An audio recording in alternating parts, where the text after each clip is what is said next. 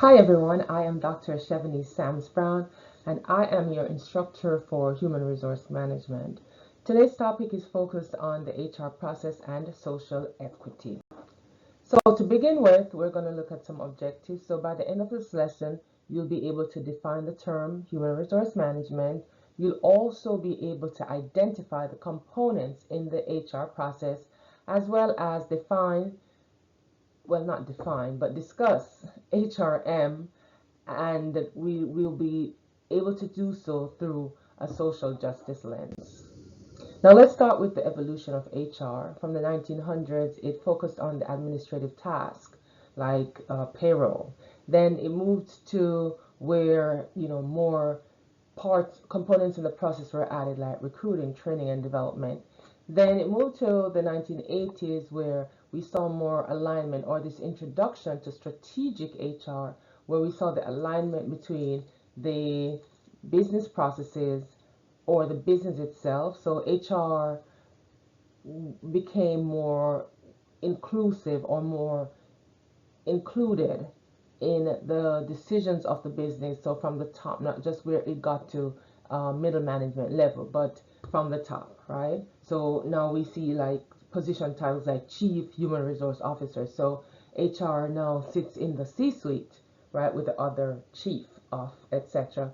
And then that progressed into where we are now, where we are, a main part of the business decisions in organizations. So what is HRM? So the term, the explanation of the abbreviation. So H is human, R resources, or sometimes we hear resource, and M for management. So right away you understand that it has to do with people or people related processes in the organization. So that actually starts with recruitment, the hiring, etc. And then it kind of ends with separation. And of course, separation doesn't have to mean to be firing. It could be retirement, it could be resignations, okay? Okay, so managing people or recruiting the talent, managing the talent, ensuring that performance reviews are done so people could know where they are in comparison to where they should be, and of course training programs to develop and help to retain people.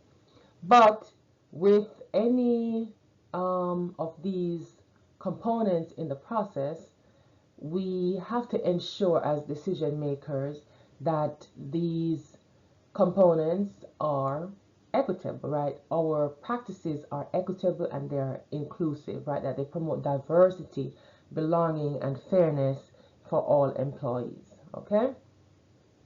Okay, moving on. So initially, I touched on strategic HRM. So here's a little more to add to it. So the HR strategy plus the organizational strategy come together, right? They're pretty much merged, right? What does this mean? That the HR department supports through their goal setting the broader objectives of the organization, right? So we no longer take a decision from the top and run with it, but we are now a part of the top where we are involved in that decision making. So we help to set the direction of the organization. And of course, our initiatives are tailored to help the organization meet its mission. So when you look at strategic HR, it's the role that we are playing from the top level in determining the direction of the organization. Okay, so our specialty area in that decision has to do with the recruiting, training, development, hiring, etc., compensation, performance reviews, etc. So that's our contribution. So we help the organization set the direction, okay, overall direction. Okay, so we're going to delve a little bit into social equity here in terms of understanding what it means, or social justice in the workplace. So when we look at social justice, we're looking at diversity, inclusion, belongingness, etc. And of course, we get into topics like equity, equality. But there's a difference, right? As you can see, equity means providing each person the support they need, but equality means providing the same support to all people. Now, can we provide the same support to all people? Yes, we may do that, but everybody will not reap the same benefits. Okay, so an equitable workplace ensures that employees have what they need, all employees have what they need to succeed and make a difference in that organization, regardless of their background, their identity, their race, their class, their religion, their sexual orientation, right? We want to make sure that equity prevails, okay? Each person receives the support that they need. Is it realistic to do so all the time? Maybe not, but we could have, we strive to accommodate, okay, when we talk about equity. Now, here's a picture. It's a derivative of something else that it was created, and the story can be found on the internet. But here's a picture of what it means to ensure equality. So everybody has the same, stands on the same footing, right? The platform on which they stand is equal, right? It's the same size, the same length, the same width. But for the person who is physically incapacitated, are they going to benefit? No, right? Because a wheelchair is hard to fit up there, or to stand on crutches, it's tougher, right? Or a person who's short or tall, etc., right? So can we all watch the game? Of course. So the tallest person may just stand on the ground, right? Their needs are still catered to, right? And the shortest person may get the highest platform to stand on because it allows that person to see over the fence. Okay, now if we look at HR management in terms of the process, like the steps in the process, the components of the process, the elements in the process, we first must ensure that the process itself is equitable and inclusive. Of course, once again, to promote diversity, inclusion, belonging, fairness. All right. So let's start with the planning aspect of it. So with HR planning, we have to ensure that our policies, right, our rules, our procedures are such that everyone is accommodated or everyone is taken care of, is treated fairly, right? So we can't decide that one rule fits this person and the same rule does not apply to this person, okay? If we are all docked for coming in late, not because you are X race or Y race, that means that, oh, you get preferential treatment or you're being favored, okay? All right. So the process of the initial part of the process, the planning part of it, it involves forecasting future staffing needs, and I'll look at that a little bit further in terms of what is overstaffing, fully staffed, understaffing, right? Then we move to recruitment, where so we know how many people we want, we know what we're looking for, so we're going to try to attract, select, and put these people or candidates into positions that we have open. All right, so the recruitment, the selection part of it too. So when we look at that, we're looking at job postings, we're looking at screening, we're looking at interviews, we're looking at, skills-based assessment, right? And we have to ensure that there is fairness in our job postings, right? We don't only want to post to one demographic, but we want to be diverse in our postings, right? We want to have blind screenings, right? There shouldn't be any kind of indication, right, that we're selecting people based on certain qualities or abilities, right? But we have to remove any identifying information from applications right before we go into screening.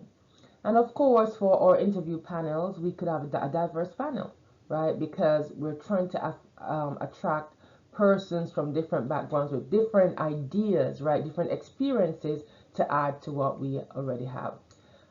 In terms of the recruiting aspect of it, not recruiting aspect, I'm sorry, the onboarding, etc. We want to pair people with people who understand, or people who sometimes look like each other, or sometimes people who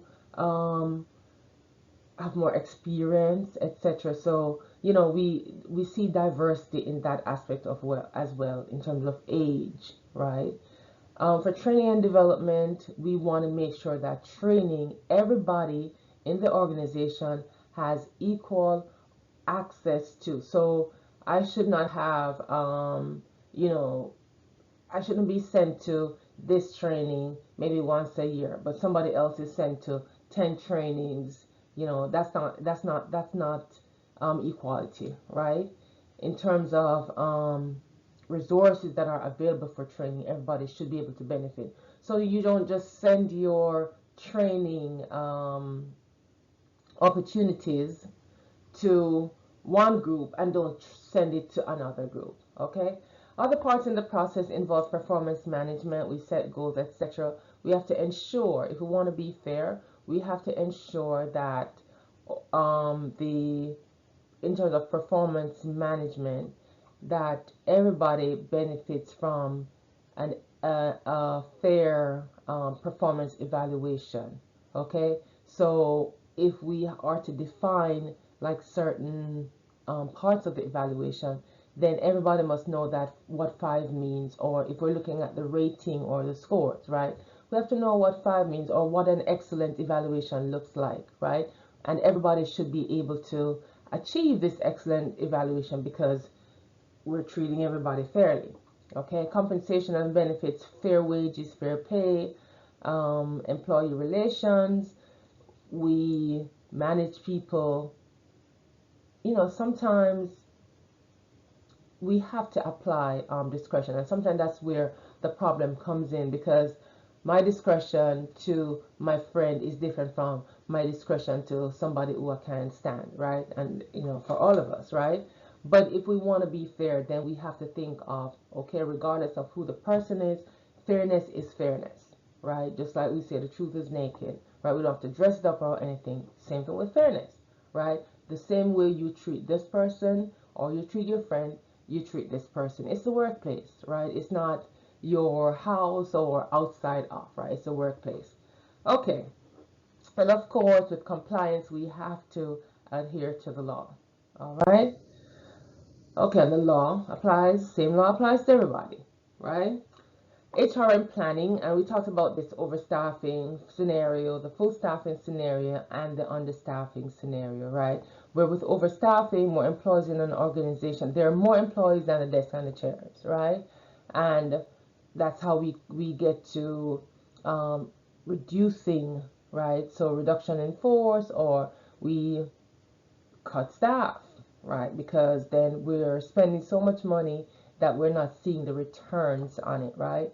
Full staffing is the scenario that people pretty much want, and full staffing, even for one person, is you know is fewer, or is one person less than it's supposed to be. We could still consider full staffing because the work could still be completed, could still be done with who we have available. And understaffing is a chronic situation where this is where people are stressed out because they're doing too much. They cannot get a chance to just, maybe take a break when they're supposed to. They have to be doing somebody else's job because we don't have enough people to fill the positions that we have available. Sometimes these situations cannot be avoided, and we see it in recessions, etc., right? The organization still goes on and must still go on, right? Otherwise the organization cannot exist, right? So back to where our policies, procedures, and rules, they have to be in place, one, to guide how we behave in the organization, and two, in terms of fairness to all people, right, or to all employees in the organization, or policies, for example, our code of ethics, right, it applies to everybody. And if one thing I teach my students, once you follow policy, you can't go wrong, right? Or procedures, how we hire on board, how we staff, how we train, etc., right? um, we have to have those things in place and be able to follow them. And these kind of documents help to ensure the equity that we're looking for in the organization. Some challenges to HRM. So we have costs, we have compliance, we have change management, where it's hard for people to adapt to changes, right? Where we have to reduce staff or increase staff or cross train, etc., right? We see those challenges, right? Costs, like managing the people in the organization. It is costly, right? They say that training is costly, and it is costly. So that's why we look for the return on investment, right? Everything is so structured that it's intentional, right? And of course, complying with labor laws, so we have to be up to date, etc. So effective HRM means balancing these costs, these compliance issues, and adapting to the changes. However, social justice, right, equity, inclusion, belongingness, etc., diversity, these are also challenges in HRM, right? The law changes, different leadership, comes into play, and so different things happen, right? So it depends on the agenda sometimes, right? But people have values, right? Individuals have values, and these values sometimes determine the direction as well, right, of the organization, right? And it also helps to combat some of these challenges. So with the challenges, right, HR has goals, right? Goals that will also combat some of these challenges, right? So let's focus now on the goals of HRM: attracting talent, developing employees, rewarding performance, building a strong ethical culture, and managing change.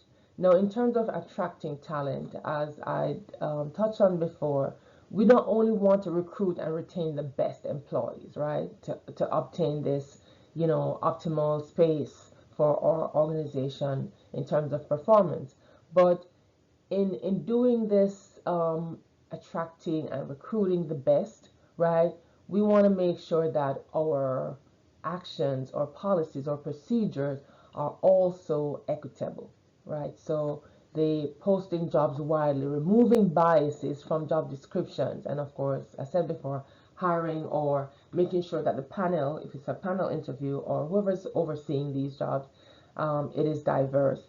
In terms of developing employees, we want fair access to training, opportunities for everybody, growth plans, etc. Pay equity, equal pay for equal work, right, is actually a law, and transparent compensation. And then we want to build a culture focused on organizational values and excellence, ethical excellence, right? So open door policies, transparency, anti-harassment training, just, prevention of harassment in general. And of course, in managing change is one of the things that, is hard to manage, and people do not welcome or embrace change very well at times. So in managing change, one of the change that we need to manage is advocating for, creating, and maintaining equitable and inclusive policies. If we're going at this through a social justice lens, right, we have to be able to advocate for, create, and maintain equitable policies. Now, in doing all of this, we're seeking alignment, right? Where we're seeing an effective HR department accomplishing the goals that we set out to accomplish. Managing human resources effectively means that organizational growth and success should be inevitable, right? That's how we know that we're doing something great, right? And the great thing that we're doing also involves the social justice aspect of it in our recruiting, our retention, our training and development, our compensation, all right? And so all of these things we do to attract, to motivate, and of course develop employee skills. Now, in closing out, I wanted to just share with you some different certifications that, or certification bodies, right, associated with HR. The most popular one is SHRM, or the Society for Human Resource Management. And if you're more interested in training and development, you could look at, it's now ATD, Association for Talent Development, and of course, you see the others here. Now we are at the end of the lesson, and initially we started out with these objectives. So now, at the completion of the lesson, you're able to define human resource management, you're able to identify the components in the HR process, and of course, discuss the HR process through a social justice lens. I hope I have portrayed or demonstrated or explained that HR is a process, right? It is a process of recruiting or planning, starts with planning. So planning, recruiting, training and developing, compensating, ensuring that we have proper performance management techniques in place, right? And developing employees, I said that. And of course, helping employees as they separate from the organization. So it involves different steps in a process, and all these steps contribute to having an effective and well aligned or well oiled organization that runs smoothly. But we also are incorporating the concept of social justice, where we are ensuring that there is fairness for all who are employed in the organization. Thank you. See you next time.